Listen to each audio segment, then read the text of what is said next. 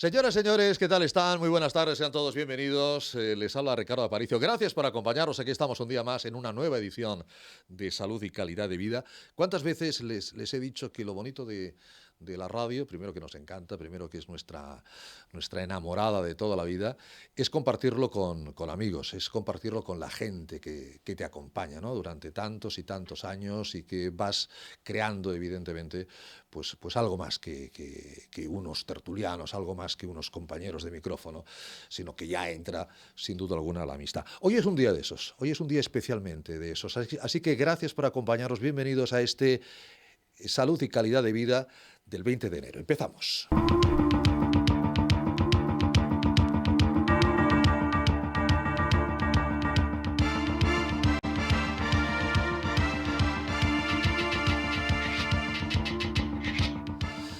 Dice en algún ayuntamiento en las fechas de natalicios que un 20 de enero de no hace tantos años nació un hermoso niño de nombre José María y de apellido Carnero. Señor Carnero, muy buenas tardes. Eso dicen los natalicios de... Y normalmente los 20 de noviembre también es el cambio de gobierno del presidente de los Estados Unidos, ¿no? El 20 de enero, hoy. Sí. No. Sí. Vamos, nació usted en un día histórico, ¿no? Sí. Un día histórico. Sí. Felicidades. Muchas gracias. Hoy es el cumpleaños un placer estar con ustedes. De José. No, el placer es del programa, el placer personal de que un día de cumpleaños deje de estar con su pareja, con su mujer, con su familia y se venga un ratito a pasar aquí el tiempo. Eso me alegra y me encanta. Y es que además hemos coincidido con el señor Cerezuela, con Jordi Cerezuela, al que todos ustedes también conocen, director de Ibermutua, y le he dicho, Jordi, ¿no sabes que viene al programa José María y que es su cumpleaños? Y dice, hombre, no me pierdo venir y felicitarlo. Jordi, buenas tardes. Y ahí, aquí estamos.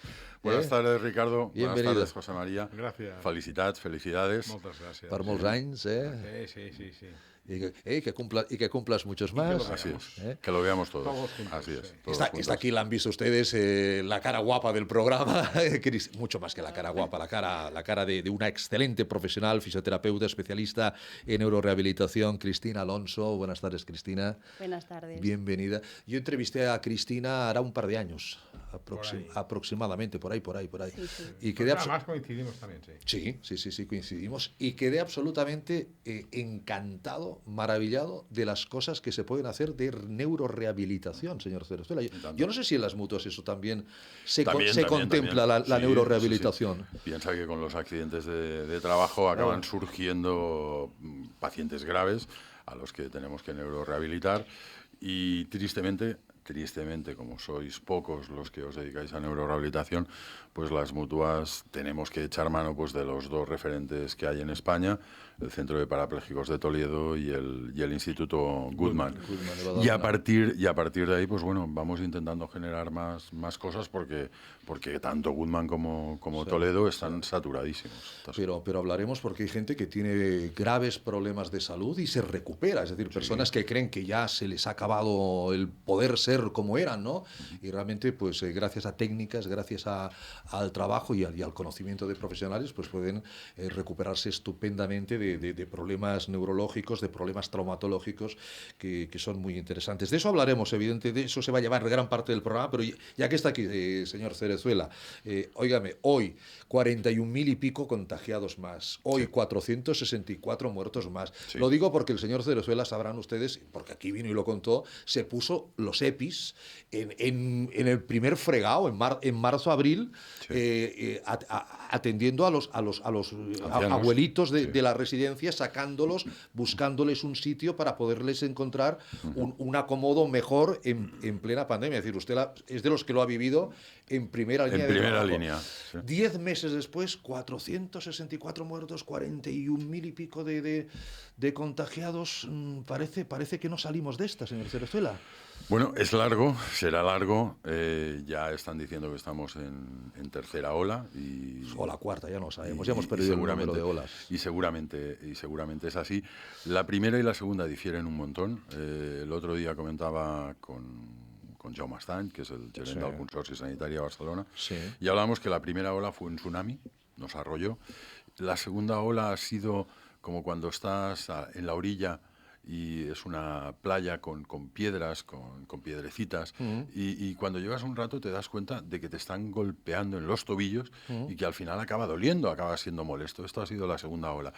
Y bueno, veamos cómo responde la tercera, y también ahora, pues bueno, tenemos la esperanza de empezar a disponer de vacunas, y confiemos pues que a partir de que lleguemos a esta cresta de tercera ola, que ya confío que esté cerca, pues a partir de ahí, entre vacunas... Ahora hablamos de la vacuna. Señor Carnero, usted que siempre da su punto de vista acertado. A este ritmo de vacunación también, por cierto, a la inmunidad de grupo... Sí, en el 2024. Pero por lo pronto, ¿eh? Sí, sí.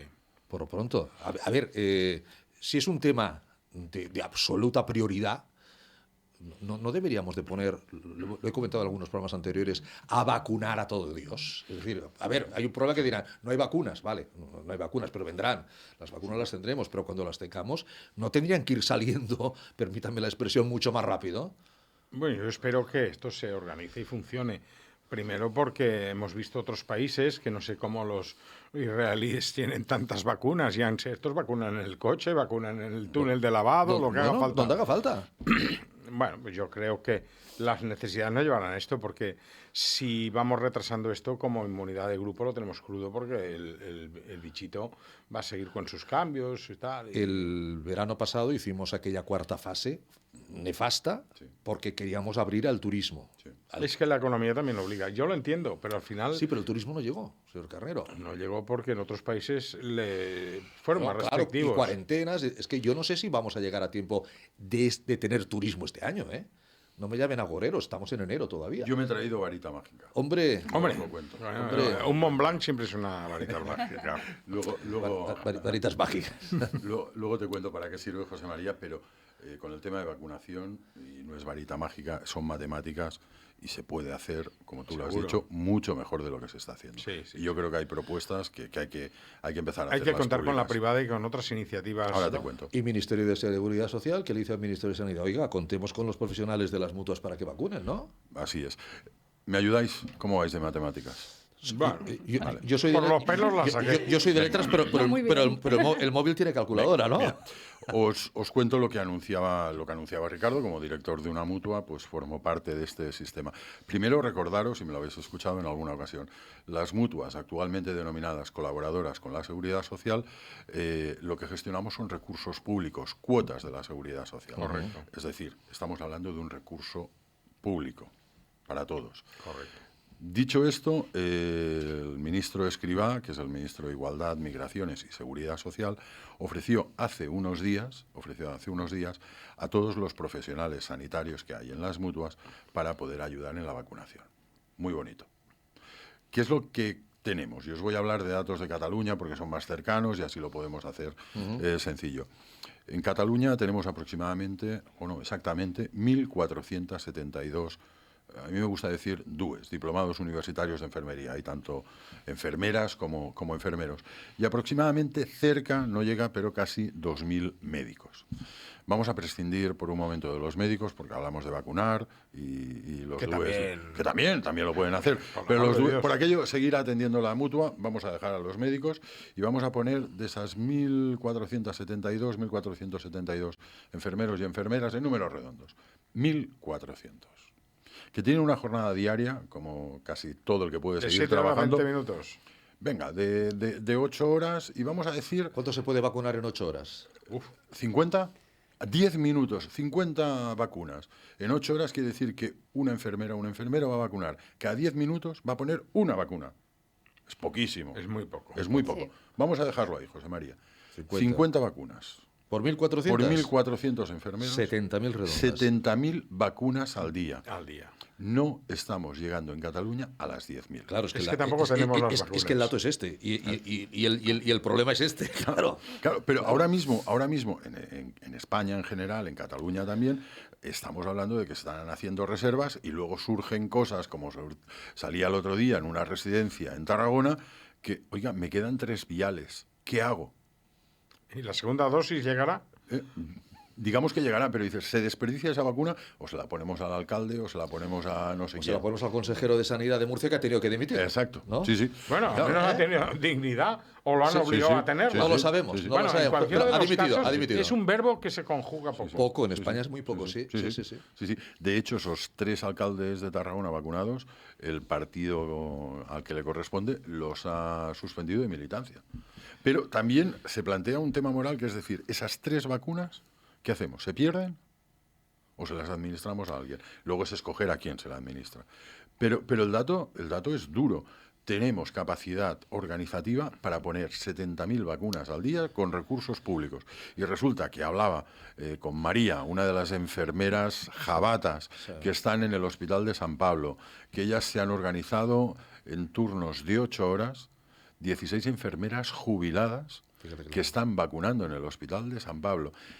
Tenemos la necesidad de seguir dependiendo del voluntarismo cuando hay recursos públicos que no se están aprovechando. Y cuando el ministro Illa dijo, habrá vacunas para todo el mundo y nos van a sobrar, que incluso vamos a comprar para los países pobres, Bueno, para y ayudar a los hemos países cedido a pobres. Andorra no sé cuántas. O sea, que no. Bueno, ¿cedido o vendido? Vendido, bueno, estamos para vender.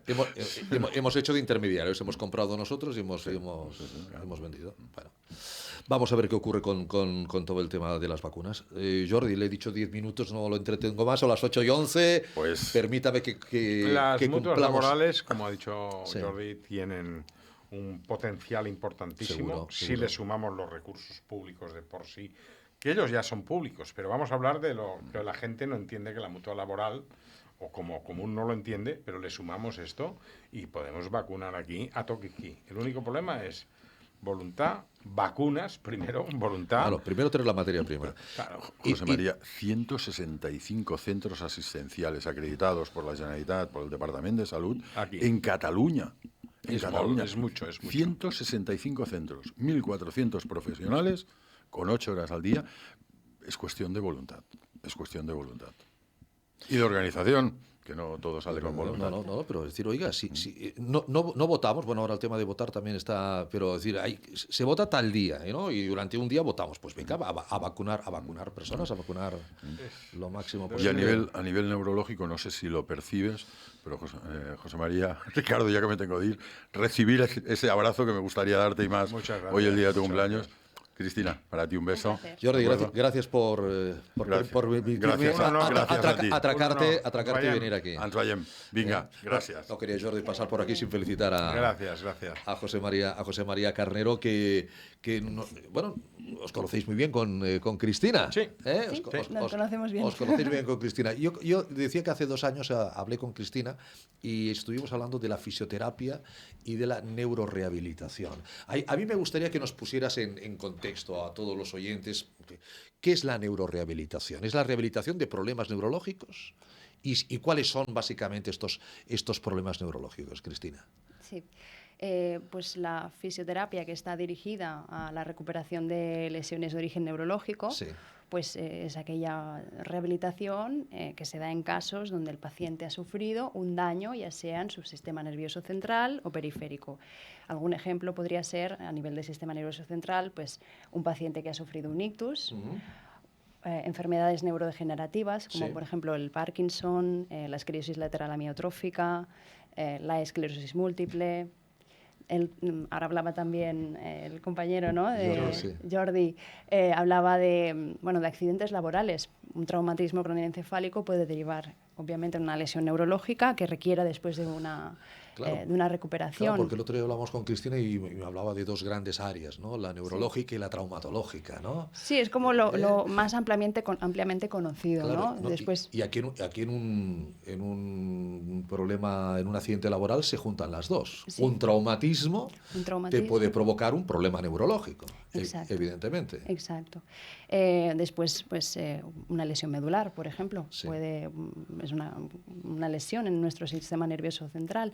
Y lesiones periféricas, como un ejemplo fácil, sería una sección de un nervio, en un dedo, pues sería un ejemplo sencillo de lo que sería una lesión en el sistema nervioso periférico, ¿no? Y que podría ser tratada a través de un fisioterapeuta especialista en este ámbito. Cristina Alonso es fisioterapeuta experta en neurorehabilitación, también es máster en fisioterapia pediátrica y está formada en el método Perfetti, está en en el centro de salud Bodivita, que tenéis un montón de servicios. Pero me comentabas la gran diferencia de neurología y traumatología. Es decir, la gente cuando tiene un problema neurológico asume que tiene un problema neurológico.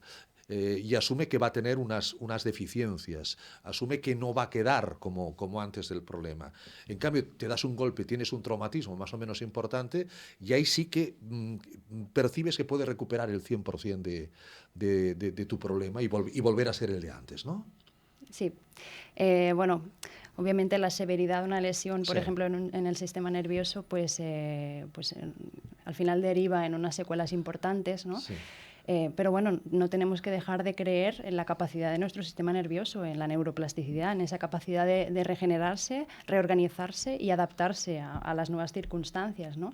Y es muy importante que esto vaya acompañado de un terapeuta especializado, un fisioterapeuta, que pueda guiar al paciente en la reorganización de todo este proceso, ¿no? Donde va a tener que adaptarse a sus actividades de la vida diaria, va a tener que enfrentarse a una nueva situación de vida, donde pues quizás pues, la situación no va a ser la misma que antes, se va a tener que adaptar, dejar quizás de trabajar, adaptarse a una nueva circunstancia, ¿no? Quizá entrar en una situación de dependencia donde va a tener que ser ayudado, ¿no? Y es muy importante en este proceso, sobre todo en la fase aguda, de que el paciente desde el primer instante reciba pues, estímulos para su recuperación, ¿no? Esa sería la idea, ¿no? En el ámbito traumatológico, pues es como que asumimos, como tú decías, muy rápidamente que bueno, esto va a tener un proceso, un inicio y un fin. Exacto. Es un punto de vista muy diferente. Sí. También, lógicamente, hay problemas neurológicos y traumatológicos muy severos, muy graves, otros medianos y otros pues que una persona puede tener un ictus y tener pues, unas secuelas realmente difíciles de eliminar y hay otras personas que, pues, que han llegado a tiempo, ha sido rápido, tiempo es cerebro y le quedan, pues a lo mejor ni secuelas, al menos visibles para los demás, pero que seguramente para esa persona pues siempre habrá algo, ¿no? del sentimiento de decir, bueno, pues no estoy como antes. Lógicamente ese sería el paciente más agradecido que podías tener, ¿no? El paciente que no hace falta ir ni mucho menos ni a Goodman ni a Toledo, ¿no? Como decía Jordi, ¿no? Exacto, es decir, cuando un paciente tiene un daño cerebral, Sí. por un ejemplo, ahora lo más fácil no era esto, pues una persona que ha sufrido un ictus, entra en un proceso, ¿no?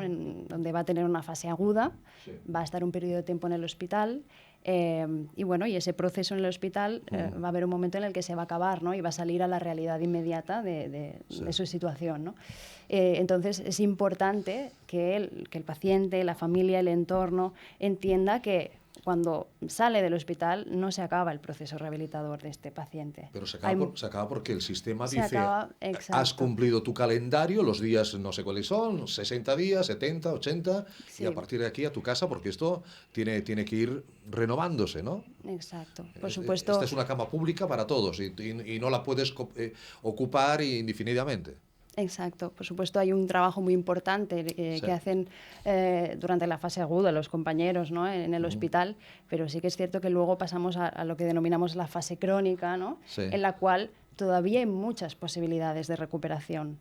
Debemos creer en esa capacidad, ¿no? de nuestro sistema nervioso en adaptarse a esa nueva circunstancia y a la vez en recuperar, ¿no? Funciones, no solamente adaptarse, sino recuperar capacidades. Pero usted me decía el otro día que lamentablemente a ustedes llegan muy tarde estas personas. En muchas ocasiones falla esa conexión, ¿no? Porque quizás el paciente, pues, por sus circunstancias particulares o quizá por una carencia de información, cree realmente que su proceso de recuperación acaba cuando sale del hospital. Claro. Y eso es un problema, porque... Creen que ahí ya le han hecho todo lo que le tenían que hacer y que cuando le dan el alta, por así decirlo, es porque ya no se puede hacer más. Y a partir de aquí, pues mire, intente usted vivir con la mejor calidad de vida posible que que pueda, pero sí se puede hacer algo más. Sí se puede hacer muchísimo más. Muchísimo más. Sí, sí, Algo muchísimo más. En el hospital, pues al final intentan estabilizar al paciente. Sí. Lo que hacen, por supuesto, desde el minuto 1 consiguen los compañeros de un paciente que está encamado, que no tiene capacidad de ponerse por sí mismo de pie, consiguen ponerlo de pie, consiguen hacerlo caminar, ¿no? Y una vez hemos entrado en ese proceso, ¿no? Y ya, el paciente pues es capaz de ponerse de pie, puede o no puede tener una marcha adaptada. Hay un proceso después, ¿no? Una serie de mejoras en su calidad de vida, una serie de mejoras funcionales, físicas, sensitivas, porque a nivel sensitivo el paciente también va a tener probablemente alteraciones dentro de este proceso en este ámbito. No solamente vamos a encontrar problemas de origen motor, que es lo más visible, ¿no? Vamos a ver que el paciente igual tiene dificultades o no puede ponerse de pie, pero los aspectos no visibles quizás van a ser pues, que el paciente igual no siente su mano, por eso no la mueve tampoco, ¿no? Entonces, esa es la óptica de la fisioterapia neurológica. Una persona, ¿no? Puede no sentir su mano. Puede no sentir su mano y puede no percibirla, que son conceptos distintos. El sentir y el percibir. El sentir y el percibir. Efectivamente.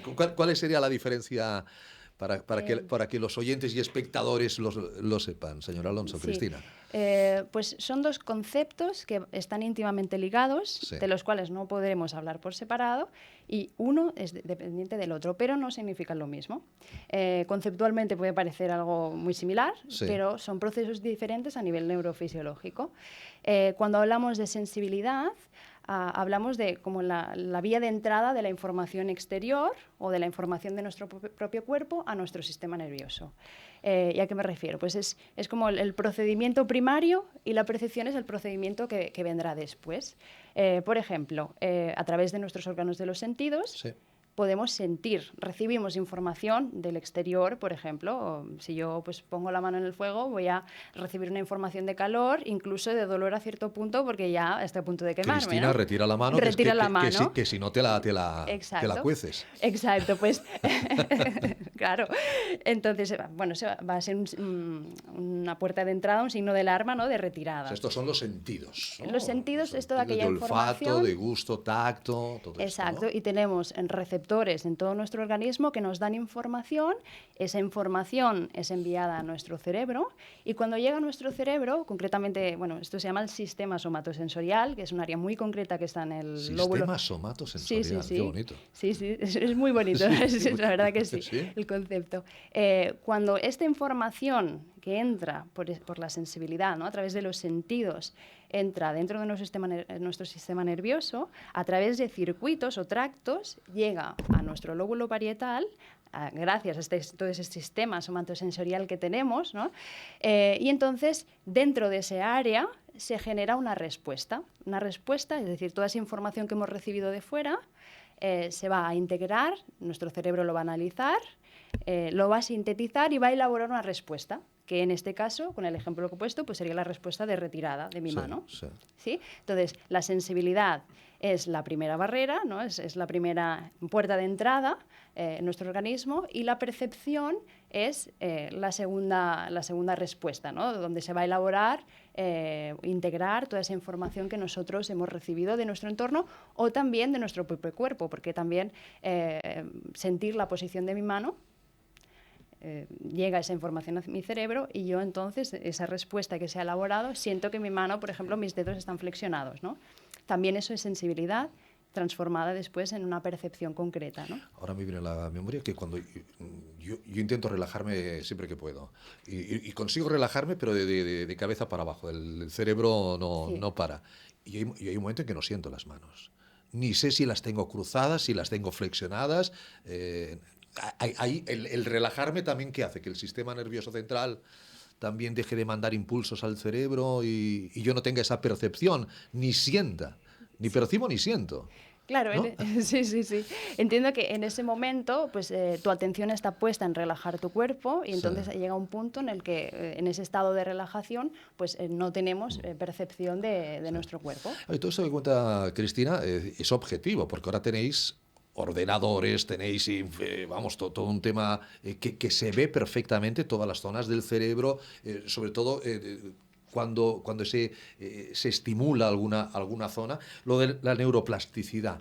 ¿Es verdad que podemos cambiar incluso la forma de nuestro cerebro hablándonos, mandándonos ciertos mensajes y que si no lo cumplimos luego el cerebro nos castiga enormemente? Bueno, es muy sabio el cerebro, no hablemos de castiga, que nos castiga. Bueno, se nos enfada, digamos que se nos pone, se nos enfada un poquito. ¿Qué has dicho que tú ibas a dejar de comer azúcar y sigues comiendo azúcar? No, me estás engañando, ¿no? Sí, sí, sí. Bueno, a ver, en un principio, en este sentido, cuando tú me preguntas esto, ¿no? Me preguntas, es como que yo le estoy diciendo a mi cerebro, o mi cerebro me pide algo, sí, ¿no? Y es como que tú dices, no se lo das y luego pues es como que se queja, ¿no? Bueno, aquí podemos hablar un poco de el hecho de saber escuchar a nuestro cuerpo, ¿no? A veces nuestro organismo nos da señales, por ejemplo, de alarma, de dolor, sí, y tenemos que saber entender, escuchar y de alguna manera atender a lo que nos está ocurriendo.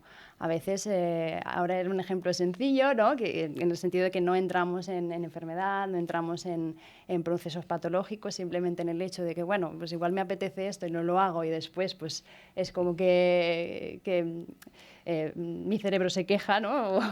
O me castiga. En el proceso de dolor, de alguna manera es importante atender a cuando nos está sucediendo, pues eso, me duele el hombro, ¿por qué me duele el hombro, no? El no dejar pasar, ¿no? No dejar pasar de largo cuando aparecen síntomas de esta índole, ¿no? Simplemente en el tema del dolor lo hablaría de esta manera, lo transmitiría de esta forma. Qué complicado es nuestro cerebro, señor Carnero. Bueno, pero es muy sabio. El sistema nervioso central, ¿cuántas conexiones tenemos? ¿Cuántos millones de interconexiones hay? Y mucho porcentaje. Complicado, ¿eh? No sé si es casi tan complicado como un pie, ¿eh? Yo creo que es mucho más complicado, pero yo en el pie siempre he hablado de que un pie que no sabe lo que pisa no sabe qué hacer, o sea que la sensación es importante. Hay también la sensibilidad, ¿no? De la sensación. La orientación espacial, tú sabes, con los ojos cerrados pones el brazo de una manera, como ha dicho ella. Sí. O esa propiocepción, que es a lo mejor un concepto más banal, más vulgar, de explicar que el cuerpo que no siente. Entonces, una cosa es que percibas y la otra es que sientas, y eso realmente es cierto. Es decir, nosotros muchas cosas hacemos por sensación o por percepción, pero es que no las pensamos, pasa automáticamente por nuestra corteza, ¿no? Y son respuestas automáticas, no es una cosa que tengamos que pensar. Todo el mundo sabe que cuando le falla un pie, ponen prevengan un montón de cosas porque entiende que va a caer, pero es que es la respuesta muscular y neurológica más rápida. Y así evitamos muchas caídas, ¿no? Diría yo. Sí, Esa sí, es la idea. Sí, de hecho, es que no somos conscientes de todos estos procesos, ¿no? Porque lo he explicado y parece como un proceso larguísimo que debería de tardar mucho tiempo. Es casi pero inmediato, es tan automático, inconsciente e inmediato que parece sorprendente. Es decir, con la rapidez que el cerebro funciona para dar las órdenes y la sensación que tenemos. Claro, cuando tú tienes un ictus, por ejemplo, que por cierto, mucha gente con el tema de COVID y los ictus es un tema igual que los infartos o otras patologías. Están un poquito dejados ahora de la mano de Dios. No, hay gente que por miedo a ir al hospital porque hay COVID, porque no me atenderán, pues dice, bueno, ya se me pasará y no pasa, y cuando van, pues a lo mejor el tema se ha complicado muchísimo. Ahora yo tengo que una persona que tiene un ictus y de golpe y porrazo, por ejemplo, no puede mover una parte de su cuerpo. Ya no digo que tenga la boca más o menos torcida, sino que deje de ver de un ojo, es decir, de una manera cuasi instantánea. Eso tiene que ser un golpe psicológico, un shock traumático importante, porque tú ves tu brazo que hasta hace un rato movías con toda la tranquilidad y ahora estoy moviendo y seguro que le estoy mandando órdenes a mi cerebro y mi cerebro las está procesando y yo estoy moviendo, como ven los espectadores, la mano, tirir, y de un momento no puedo mover la mano. ¿Esa frustración cómo se soluciona? Bueno, claro, esa frustración pues se soluciona primero con un apoyo... Si es que se puede solucionar, cuidado. La frustración, claro, estamos hablando de un aspecto emocional, ¿no? El sentimiento de frustración. Entonces, claro, estamos entrando dentro de otro aspecto que también hay otros profesionales que se dedican en ese sentido, ¿no? Psicología, pues hay grandes profesionales que pueden dar este apoyo a nivel psicológico, tanto al paciente como a la familia. Pero el fisioterapeuta experto en neurorehabilitación puede ayudar a mejorar, no sé si a recuperar toda la movilidad que teníamos antes del ictus, pero poder utilizar mejor un brazo que se quede absolutamente sin tono. Sí. ¿Se puede? Se puede. Siempre es muy dependiente del grado de lesión del cerebro, del sistema nervioso central. Es muy dependiente de la localización también, porque dependiendo del tipo de localización o del área afectada, pues la manifestación va a ser diferente. Pero sí que es cierto que cuando yo empiezo a tratar a un paciente con una lesión, en este caso ictus, lo veo como un camino en el cual voy a acompañar al paciente y vamos a luchar juntos por tal de conseguir lo máximo posible, lo máximo que nos pueda dar su sistema nervioso, y vamos a darle recursos de diferentes maneras para que él pueda ser más autónomo dentro de esta circunstancia, ¿no? Y es como una puerta abierta, ¿no? No sabes hasta dónde puedes llegar, es un camino sin fin, ¿no? Pero que dentro de ese proceso, pues claro que sí, el paciente va a poder mejorar mucho, incluso en muchos casos casi al 100%. Aquí el gran problema, lo decía el señor Cerezuela, es que no os conocen.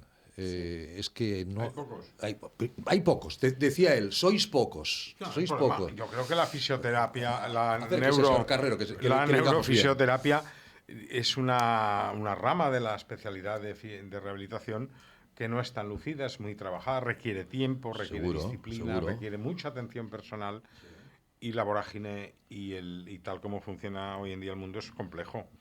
Es complejo. Entonces, como ha dicho la señora Alonso, pues llega un momento que los medios habituales te dicen pro, pero es que se pueden conseguir. Yo he visto realmente auténticos milagros.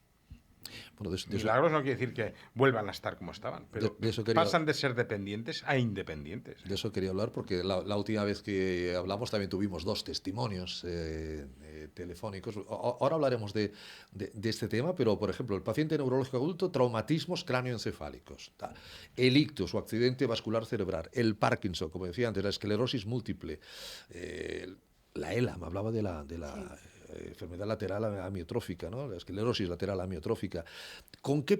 ¿Qué van a buscar a Bodivita? ¿Qué van a buscar cuando llaman a Cristina? ¿Qué van a buscar en el fisioterapeuta experto en neurorehabilitación?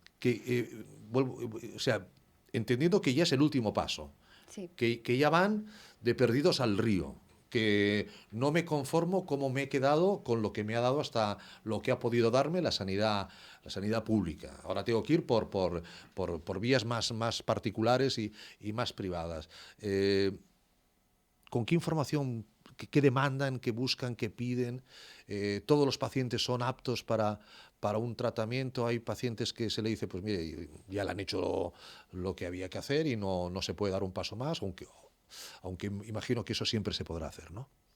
Siempre hay posibilidades de mejora. Siempre hay una vuelta más en el tornillo. Siempre hay una vuelta más. Con paciencia, dedicación y la formación adecuada se pueden conseguir muchos beneficios sobre la mejora de la salud de los pacientes. Sí que es verdad que el abanico de posibilidades, ¿no?, en las que me puedo encontrar del paciente que viene, pues no va a ser la misma naturaleza el paciente que viene después de un ingreso hospitalario, ya en una fase crónica, donde busca, pues hasta donde he llegado, busco conseguir más. No sé lo que me han dicho, a lo mejor que no podré conseguir nada más, pero bueno, yo creo que sí, ¿no? A veces viene el paciente esperanzado, a veces viene el paciente que viene con su mujer, que dice su mujer, no, es que él no quiere, pero lo conseguiremos, es la mujer la que lo arrastra, ¿no? O el familiar.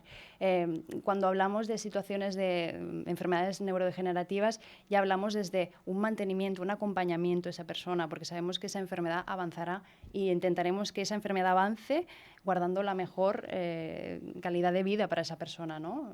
En las mejores circunstancias, que esa enfermedad llegue hasta el final. Entonces, es muy variable. Decía el señor Carrero, he visto auténticos milagros. ¿Cómo cuáles?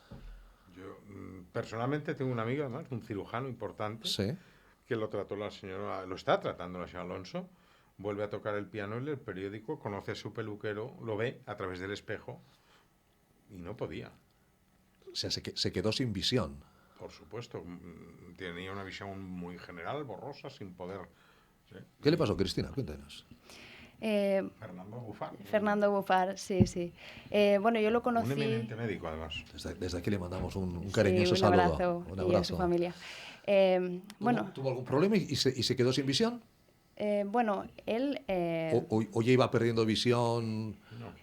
Él no. Fue de golpe. Él, bueno, A ver, sufrió... sí, explicamos. Sí, te explico el caso, porque yo lo conocí años después de esta lesión visual. Sí.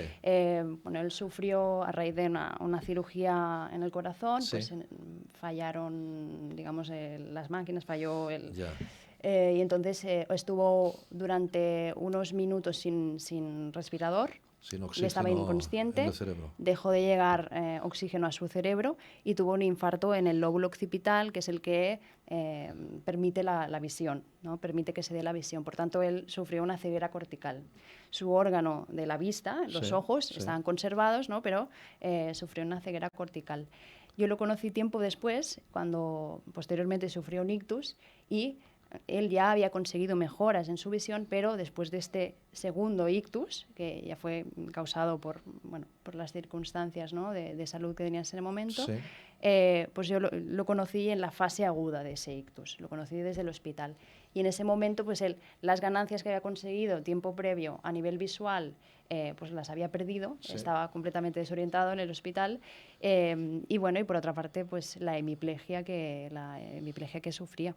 En ese momento, cuando yo lo conocí, estaba, pues no podía levantarse de la cama en el hospital. Y una parte de su cuerpo Sí, tenía- paralizado, ¿no? sí. La hemiplegia es eso. Sí, sí, sí, exacto. Es decir, sin visión y con una parte del cuerpo paralizada. ¿Cómo hasta ahora?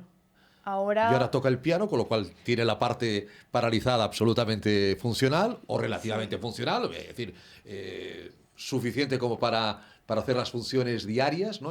¿Tiene Sí. autonomía? Y no ser dependiente, exacto, y no ser Sí, dependiente. sí, Y, sí. y visualmente, visualmente también ha tenido mejoras. De Sí. hecho, estamos ahora también muy centrados en esa parte. sí, Y estamos también centrados en la mejora del dolor neuropático. Él ha mejorado mucho a nivel funcional, es capaz de andar de manera autónoma. sí, Él es capaz de ver porque la agudeza visual ha mejorado. sí. Tiene dificultades en el campo visual, es decir, en la amplitud, ¿no? del espacio, el poder verlo todo, pero Sí. estamos encaminados desde la fisioterapia Ujú. hacer un trabajo inclusivo a través del movimiento, a través de ejercicios perceptivos para que mejore también la visión dentro de la rehabilitación. Y el dolor es otro de los retos que tenemos, del dolor Bueno, neuropático. pero claro, pero el oyente te dirá, mejorar la visión con terapia, Con terapia. con Sí, sí, sí. fisioterapia, es decir, Pero no, la visión por una ceguera cortical. Claro, O sea, por es un una tema ceguera neurológico. cortical. Claro. No porque Sí, tenga un sí, problema sí. en los ojos, ¿no? No, exacto, el órgano de la visión, los no, ojos no, están fue- conservados. fue por un problema de un infarto, Fue por un de infarto. una pérdida de riego Exacto. sanguíneo durante unos minutos por ese Exacto. fallo de la máquina, ¿no? Sí, aquí es muy importante, por supuesto, el trabajo del oftalmólogo y el No, claro. optometrista, Todo ¿no? es que son los multidisciplinar. profesionales que se encargan de este ámbito, pero desde el punto de vista de la fisioterapia también intentamos pues, integrar también como órgano de los Sí. sentidos, ¿no? que está regulado a través del sistema nervioso, pues debo de considerarlo como terapeuta especializada en Es decir, neurología. es importante saber la causa de la ceguera. No todas las, ahora que no todas las personas invidentes crean que la fisioterapia neurorehabilitadora pues puede, Exacto. ojalá Ojalá pudiera, ojalá. pero son aspectos pero bueno, diferentes. pero a lo mejor don Fernando, bueno, es médico y a lo mejor ya tenía algún conocimiento de que existían estos profesionales como usted, ¿no? Y gracias a eso pues ha podido tirar hacia adelante, o si no, se hubiera quedado como estaba. Bueno, conocimiento, a veces la ayuda, ¿no? de otras personas que te pueden aconsejar en ese Sí. proceso, ¿no? En este caso fue él mismo quien le recordó que existe también la En fisioterapia este caso, especializada. la suerte del doctor fue conocer a José María y José María conocer a Cristina, Sí. y ahí Y yo a él, ahí se y hizo todos la los suerte. Yo puntos. siempre he dicho que la gracia de estar en salud es saber dónde hay que ir. Oh, por supuesto. Yo no solvento ¿Qué nada más lo que puerta hay que solvento. llamar? Es importante. Sí, sí, y dónde no hay que ir. Son dos cosas. Al final la salud, yo sé lo que sé, sí, pero tengo el interés sobre todo de preocuparme, quién sabe. Correcto. Entonces a muchos pacientes lo mejor que puedes hacer es decir, miren, esto yo no, pero aquel profesional es el suyo. Si a mí me pasara lo que usted me dice, yo iría a esta persona. Por supuesto. Ese es un ejemplo que una buena recomendación. Y hay ¿no? patologías que requieren gente que muy especializada. Aunque los demás tengamos ideas, son simplemente ideas. No... Es una especialidad muy joven la suya, ¿no, Cristina?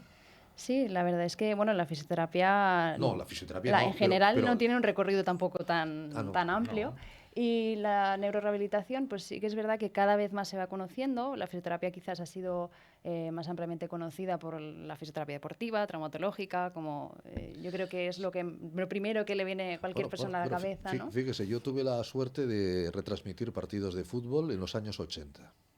Le diremos, han pasado 40 años. 4 días, don Ricardo. Han pasado 40 años. Pero cuando había un jugador que se lesionaba, la persona que salía seguro que tenía conocimientos de fisioterapia. Seguro. Pero los voceros, los locutores, los ignorantes que estábamos cantando ahí... El masajista. El masajista. Sí.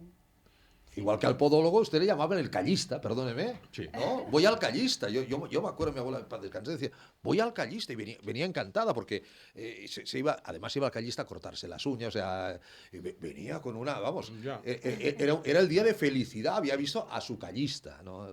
Pues antes era el masajista, luego nos inventamos el kinesiólogo, no sé qué, y al final dijimos, no, esto es un fisioterapeuta, y ahí empezamos a conocer lo que era una profesión. Bueno, como muy la complicada, medicina ¿no? del deporte antes la hacían los traumatólogos. Exacto, que son medicina del deporte, claro. Los últimos que tienen que hacer en medicina del deporte son los traumatólogos. Porque esto ya es quirófano, esto ya de entrar... Hay los especialistas de medicina del deporte que son los que se preocupan de que... de no acabar en el traumatólogo. Una cosa es un traumatismo, una fractura, esto es inevitable que el traumatólogo y el cirujano ortopeda o el cirujano traumatológico se ocupen. Sí. Pero es que hay un montón de lesiones que las tiene que hacer el médico del deporte. Pues en rehabilitación lo mismo. Y en podología, ir al callista es como ir al higienista dental. Está bien, pero la solución es, si tú tienes una muela careada con un agujero, no dirás al higienista, límpiemela y cada mes. No. Pues hay que procurar que eso no ocurra. Y el podólogo hoy en día no se ocupa de quitarlas. Sí se ocupa, pero no es su función, hay que procurar que eso no ocurra. No, pues, yo estoy hablando de hace muchos años. Pero la gente tiene que tener claro, la solución a muchos problemas no es trabajar sobre el problema, sino evitar que aparezca. Y entre ellos la rehabilitación. La rehabilitación hoy en día, antes solo se iba a rehabilitar muy poca gente. Mire, suba usted escalera, baja escaleras. Imagino que también es muy importante la aptitud. No la actitud, sino la aptitud de la persona en querer también. Porque hemos visto, hasta en películas hemos visto, ¿no?, el esfuerzo de alguien para, no entregarse. para volver a caminar, para volver a ser el esfuerzo, además el trabajo del rehabilitador, que casi personal, que también es otro de los protagonistas de las películas, que al final hay una sinergia entre las dos personas tremendas, ¿no? Hay el uno con el otro, más allá de la amistad. Querer es poder, dicen. Querer es poder. Y que todo lo tenemos en el cerebro. Y que el cerebro es el dueño de nuestros sentimientos, de nuestras sensaciones. Es el que incluso nos hace sanar o nos puede hacer enfermar. ¿Eso es tan así, de verdad? Sí. Bueno, de hecho, un aspecto muy importante es la voluntad del paciente, que no siempre va a ir acompañada, ¿no?, del paciente que venga a vernos. Hay ocasiones que no... Que puede ser muy fácil a los 15 días, que evidentemente no vas a encontrar la solución, la pócima milagrosa. Sí. Ya quisiera la señora Alonso tenerla, ¿no? Tanto me gustaría decírselo a los pacientes. Vamos, y tanto, pero y que diga, ahí está Berlesán, hola, decir, bueno, pues yo no aguanto porque voy a tirar la toalla porque no me veo yo aquí 3 o 4 meses o 5 meses. Otra persona que haya pasado, hay como las asociaciones de pacientes, ¿no? Es decir, otro que ha pasado por por lo que usted está pasando, podría ayudarle mucho también a decir, mire, aquí está don Fernando, fíjese don Fernando cómo está. Y eso ayudaría muchísimo, ¿no? Sí, sí, de hecho, en ocasiones en mi mismo centro, ¿no? Allá se encuentran pacientes en la misma situación y se apoyan moralmente. ¿No? Claro. Eso por un lado. Luego, obviamente, las asociaciones que hacen una función buenísima para guiarles en estas circunstancias y para que puedan ver que hay otras personas que han superado y que han podido mejorar su situación, ¿no? Después de la lesión. Entonces, querer es poder, y luego es importante, por supuesto, el saber ir al recurso adecuado, ¿no? A ir a buscar los recursos adecuados. Pero el pensamiento mental positivo, ¿vale? Sí. Por supuesto, el pensamiento positivo, ¿vale? Pero eso lo vemos en un ordenador, o sea, vemos esa neuroplasticidad, vemos cómo puede cambiar incluso fisiológicamente nuestro cerebro si nos mandamos mensajes negativos o positivos, cómo cambia de diferente forma. Sí, de hecho, un ejemplo muy fácil sería el hecho de que si yo simplemente pienso que muevo mi mano, se activa a nivel cortical en mi cerebro las mismas áreas que si la moviera de verdad, sin moverla, solamente imaginando, solamente pensando, ¿no? Entonces, ¿qué quiero decir con eso? Que el paciente quizás al principio, es que le hago pensar, ¿no? Intenta pensar en cómo si movieras la mano, cómo si sintieras, ¿no? Y le empiezo a dar una serie de informaciones a través de ejercicios para que puedan mejorar en este sentido. Y no se rindan, porque aunque no se esté moviendo la mano, a nivel cortical hay una actividad cerebral que favorece a su reestructuración de su sistema nervioso, ¿no? Es decir, aunque no veamos el resultado, por dentro se está cociendo. Yo creo que ha dicho antes ha dicho una frase muy interesante la señora Alonso. No, ha dicho muchas frases muy interesantes. Pero ahora, en el capítulo que estábamos hablando, que el paciente con según qué patologías, y si lleva un largo tiempo con ellas, se ha olvidado de su miembro o de su acto motriz que no podía. Y lo que supongo que está explicando es que intentan conectar el recuerdo con lo que tiene, porque no ha perdido el brazo está ahí. Y cuando conseguimos que alguien identifique su pérdida y recuerde cómo lo hacía, esa conexión del miembro que no funciona respecto a su recuerdo, colabora que acabe moviéndolo. Exacto. ¿Diríamos eso? Sí, y es una descripción clara, por ejemplo, cuando trabajamos desde el punto de vista de la rehabilitación neurocognitiva. El planteamiento de ejercicios que se les hace a los pacientes siempre es desde el punto de vista de vamos a buscar una activación de sus procesos cognitivos para reorganizar su sistema nervioso y favorecer a la mejora de sus funciones, ¿no? Entonces, claro, muchas veces es apelar a recuerdos del paciente previos a la lesión, porque de alguna manera pues en ese proceso de inmovilidad, fase aguda, no haya entrado una nueva situación de vida, es que también hay cambios estructurales cuando hay esa lesión en el cerebro. Se difumina la percepción de su brazo, el cómo movía su brazo. Visualízate moviendo el brazo como lo movías. Exacto. También está lo contrario, ¿no? Gente que le tienen que amputar un miembro y siente ese miembro, el miembro fantasma, creo que le llaman. Oye, yo no tengo brazo, pero me duele el brazo. Es porque este paciente sigue teniendo una representación cortical de su brazo, ¿no? Entonces, todo esto es un proceso también donde hay una rehabilitación en este sentido. ¿Y con el Parkinson qué podemos hacer, por ejemplo? Bueno, con el Parkinson... Porque hay muchas personas afectadas de Parkinson. Sí, con el Parkinson también se puede trabajar desde esta óptica, ¿no? Intentando buscar que el paciente desde las fases más tempranas del Parkinson, porque esto es importante, empiece a hacer un trabajo de este tipo. Sí. Para preservar, ¿no? Ese recuerdo de cómo él realiza las acciones, de cómo él hace sus actividades de la vida diaria, ¿no? El cómo se mueve la marcha es uno de los aspectos que se trabaja mucho con el paciente con Parkinson, porque a lo largo del transcurso de la enfermedad va adquiriendo la marcha parkinsoniana, ¿no? Que es conocida, donde pues, va a doblar las rodillas, va a arrastrar sus pies, ¿no? Su espalda se va a encorvar. Entonces, bueno, como sabemos que ese es un proceso que va a aparecer a lo largo de la enfermedad, ayudarle a preservar la imagen de cuál es la postura adecuada, cuál es la marcha adecuada, ¿no? Cómo debe mover su cuerpo, cómo debe percibirlo. el buscar ese recuerdo, ¿no? Utilizar todos los recursos posibles que su sistema nervioso nos da, ¿no? para preservar lo máximo posible y mantener a lo largo de los años de la enfermedad todas sus funciones y capacidades posibles. Con la intención de que no avance la enfermedad, ¿no? Aquí no curamos, pero intentamos que, claro. que la degeneración sea o se detenga o sea lo más lenta posible, ¿no? Exacto, lo que intentamos es frenar y preservar las funciones del paciente dentro de esta situación. Pero claro, Parkinson mucha gente tiene Parkinson, pero yo aquí veo en la web de Bodivita síndrome de Kabuki. Claro, ya lo ponen en enfermedades minoritarias. Sí. Es decir, sí, bueno, es que de hecho también hay enfermedades raras, el síndrome ¿no? Lennox-Gastaut, ¿no? Supongo que lo pronuncio mal, Gastaut.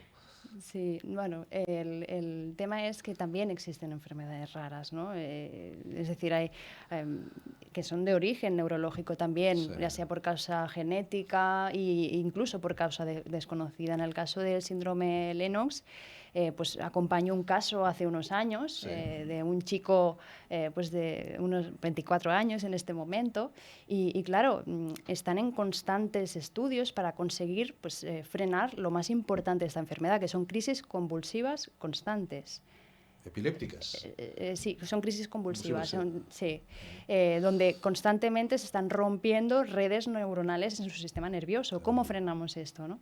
Entonces aquí sí que es verdad que la evidencia científica, los estudios nos ayudan mucho para conocer más sobre esta enfermedad. Pero mientras, pues intentamos hacer un trabajo de preservar todo lo posible. ¿Los neurólogos no les prescriben a ustedes, a sus pacientes, cuando les hacen un tratamiento, cuando creen que ya desde el punto de vista farmacológico, desde el punto de vista puramente del neurólogo, se acabó el trabajo? Es decir, oye, pero ahora puedes hacer una rehabilitación, que hay fisioterapeutas de neurorehabilitación, ¿no? Yo creo que sería un gran prescriptor, el propio neurólogo, el propio traumatólogo, ¿no? Es decir, según sea la causa de la patología. Sí que es cierto que me he encontrado médicos neurólogos colaboradores al máximo que quieren conocer nuestra manera de trabajar, quieren conocer nuestra metodología, nuestra manera de tratar al paciente, ¿no? Dentro de esta circunstancia. Pero también nos encontramos situaciones en las cuales hay una desconexión, ¿no? Entonces yo me pongo a disposición por si un neurólogo quiere conocer más acerca del tratamiento que ejercemos con los pacientes neurológicos, porque al final es en pro de la mejora del paciente, ¿no? Al final el interés es ese, claro, ¿no? Es dar un mejor resultado a la problemática del paciente. Cuantas más personas intervengan, mejor. No tiene por qué el neurólogo decir, yo ya no puedo más y ahora que sea la señora Alonso la que termine el trabajo. Es un trabajo de equipo, porque previamente el neurólogo ha tenido que hacer el suyo. Pero también supongo que de muchas formas el paciente puede acabar el tratamiento de una manera y si no se sigue de alguna forma esto, el paciente retrocede. Porque de lo que no tenemos conciencia y de lo que no ejercitamos en las degeneraciones neurológicas, regresamos en vez de avanzar. Es como ni siquiera mantenemos. La función hace el órgano si no ejercitas. Hay que trabajárselo, ¿no? Si no ejercitas, la masa muscular se pierde. El reconocimiento de la función. Porque al final de todo esto se trata de que las cosas que tienen función sean recordadas y ejercitadas. En los pacientes neurológicos, si una vez le dice, bueno, ya mueve el dedo, pero si se lo dejas y él no lo tiene por qué mover, acabará olvidando esa función. Diríamos que es eso. Luego hay que preservar el máximo de lo conseguido, intentar arañar. Y eso es calidad de vida frente a ostracismo y regresión. Está claro. Estamos hablando de calidad de vida y estamos hablando de dar vida a patologías también realmente complicadas. No es tan lucido como uno tiene los cruzados rotos. Venga, te hacen rehabilitación, que es compleja y tal, pero no tenemos nada que lo limite. La neurorehabilitación es muy tediosa, pero muy agradecida al que la trabaja. Yo le he comentado el otro día a la señora Alonso cuando me hablaba de que también, y hoy lo ha comentado, que atiende pacientes con esclerosis lateral amiotrófica. Claro, todos sabemos el pronóstico que tiene una ala. Claro. Es decir, eso tiene que ser tremendo. Es decir, ahí también el trabajo de darle la máxima calidad posible para los años que disponga esa persona por delante, ¿no? Exacto, sí. En situaciones de una enfermedad que tiene un proceso de evolución tan rápido, que suele ser un diagnóstico muy temprano en cuanto a edad, ¿no? Y que pasa de por la pérdida de funciones vitales, como son la respiración, como son la deglución, como es la capacidad de moverse, pues la verdad es que es un proceso pues duro profesionalmente, pero a la vez, pues cuando ves que por poco que puedas hacer, estás haciendo algo en beneficio de esa persona, pues bueno, la verdad es que tiene una parte satisfactoria. El señor Cerezuela decía, Toledo y Goodman están a tope. O sea, tiene que haber lista de espera para entrar en Toledo y Goodman. Eso significa que hay muchas personas que no están siendo atendidas y que están perdiendo un tiempo precioso, perdiendo esas facultades de reconocimiento que ahora decía José María. Esta gente tendría que estar derivada a los profesionales para ser atendida, sea a nivel privado, sea con una mutua. Supongo que los tratamientos son largos y costosos. Entonces, esto hoy en día... Se entiende que largo, es decir, esto no es cuestión de tómate 2 pastillas y... No, ni ven a 12 sesiones y ya estamos. Exacto. ¿En las mutuas entra el fisioterapeuta experto en neurorehabilitación? ¿Hay alguna mutua que...? Bueno... ¿O no? En la experiencia que tengo, trabajo con mutuas, que no será, me imagino, igual en todas, pero en la experiencia que he tenido, el tiempo del cual ponían a mi disposición para hacer una rehabilitación neurológica era limitado. En algunos casos me encontraba en la situación pues, que tenía que atender a varios pacientes a la vez y no podía hacer una dedicación a ese paciente como es decir, que no tendría el resultado que usted cree que tendría porque no le ponían todas las herramientas a su disposición. ¿No? El tratamiento debe ser individualizado, debe ser personalizado, se debe poder hacer un seguimiento a la persona, ¿no? En estas circunstancias, por ejemplo, de COVID, hay pacientes que se han encontrado crónicos, especialmente, que no han podido tener un buen seguimiento de la progresión de su enfermedad, ¿no? Y me he encontrado en este proceso personas en esa situación que se encontraban angustiadas por no poder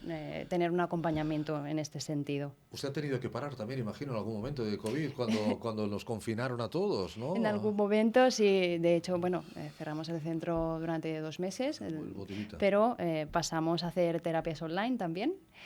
Porque claro, el fisioterapeuta no solo hace masajes, sino hacemos técnicas de terapia manual, pero también prescribimos ejercicio terapéutico, podemos hacer una sesión guiada a través de una videoconferencia, es decir, tenemos un abanico muy amplio, por suerte, de posibilidades para poder tratar a un paciente. ¿Pero estos casos que estamos hablando también se pueden hacer vía online?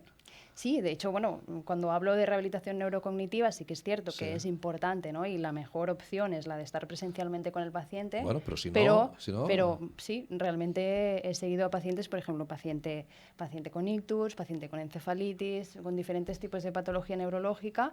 En estos casos, pues, con ayuda del marido, con ayuda del cuidador, ¿no? Que estuviera ahí para poder guiar un poco la sesión. Pero sí, durante el confinamiento también estuve haciendo seguimiento para asegurarme del buen estado de los pacientes, ¿no? durante ese periodo, y por otro lado también pues ejerciendo tratamientos online. Es decir, que llegado el caso, personas que tengan una movilidad complicada y tal, pueden empezar a rehabilitarse en casa, ¿no? Las primeras sesiones, y cuando ya se vean mejor, pues pueden ya directamente...